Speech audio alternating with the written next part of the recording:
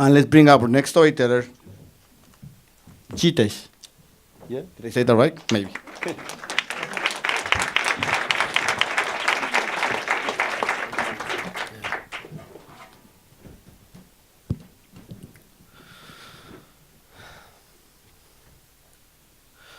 Winters in Chicago is the first time when immigrants start to enjoy the phrase, go back to where you came from.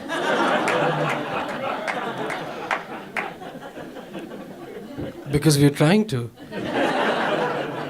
Book me a flight between October and February, and I will happily go back to where I came from, Bombay, India, 80 degrees, 50% humidity. See, I came in Chicago last year during the spring, and like during the earlier stages of a new relationship, it treated me well. It didn't reveal its most inner cold self. And so one day when my wife and I were traveling from, it was a road trip from Kansas to Chicago, I was taking a nap for 5 minutes on the passenger seat, and when I opened my eyes, I felt like I had died and all my sins had been accounted for. We were stuck in a blizzard. For those who don't know, in Dante's Inferno, the last ring of hell is covered in ice. Now, before I get back to the incident, I need to tell you some experiences. So, by this time, I had never seen snow in my life. I didn't even think it was real. For all I cared, it was just one of those graphic effects that filmmakers use when Tom Cruise runs out of dialogues. I had seen snowfall only from this side of the screen in an air-conditioned room. So it was new to me, and it still is.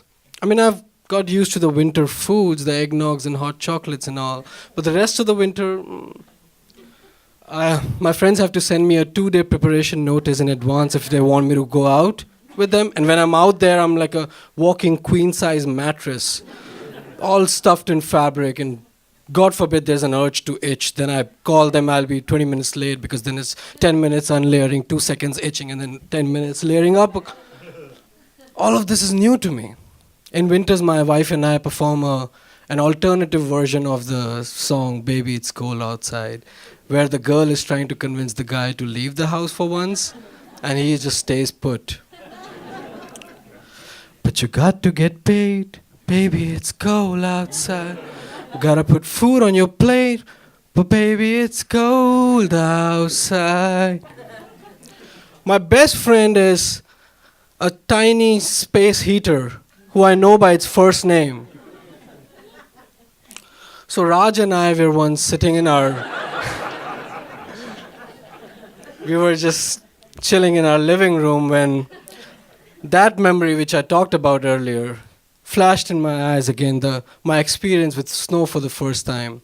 Like I told you, we were on our way to Chicago, and I just witnessed, just saw outside the window, and it's a whiteout, like I was witnessing the GOP in session.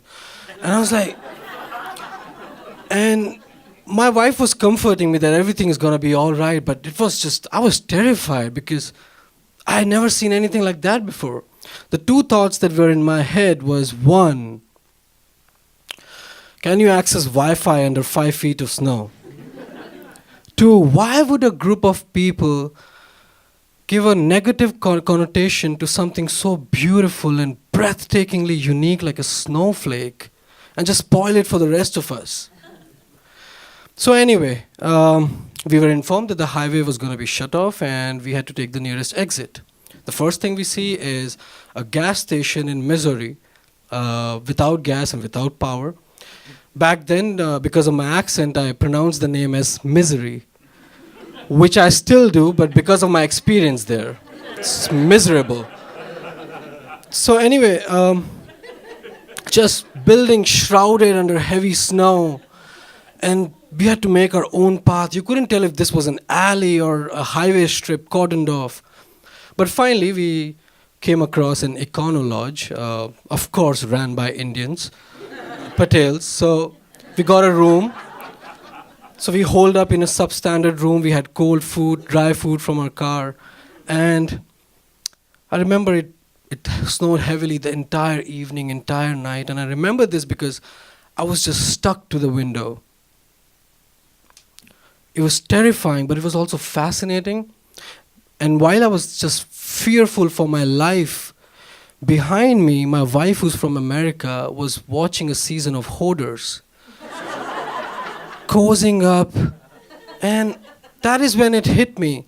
Just I reflected that, you see, two people who know each other so well, in the same physical space, but perceive the world so differently, drastically different. And that is when I realized that, of course, like, she's from America and she's used to this. A time that for me prepares me for my final redemption is a good time for her to catch up on shitty reality TV. That is when I realized that it's so different, and it's not this situation is very similar to other situations where immigrants find themselves in. Remember that as an immigrant, we see this country with snow-colored glasses, where everything looks harsh and cold and unfriendly. And this is what I was realizing. So even with your friends who are immigrants or partners or neighbors, know that they might not admit this, but they might be probably having it more difficult than they let on. And also one of the things that, because of this experience, of course my wife was comforting me.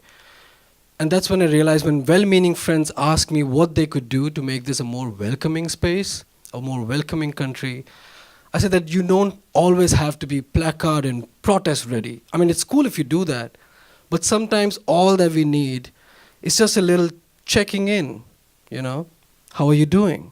Are you warm enough? Yeah, seriously, simple things like that, because even everyday situations come attached with a threat. A police car goes by, you pay no mind, but an immigrant tightens his body up. You go to a restaurant, the menu arrives, you order. An immigrant Googles frantically, what the hell is a tater tot? So sometimes all you need to do is little actions. Just check in with us if you're doing fine, if you're doing all right, if everything is okay. Don't worry, tater tots are just fried potatoes and they're delicious. And especially if the immigrant is like me, from a warmer climate, a hot cup of coffee during winters is all the sacrifice that is needed from you. We promise to repay it during summer by not making you too jealous by a natural tan and by offering you an iced drink maybe. Cheers to that. Thank you.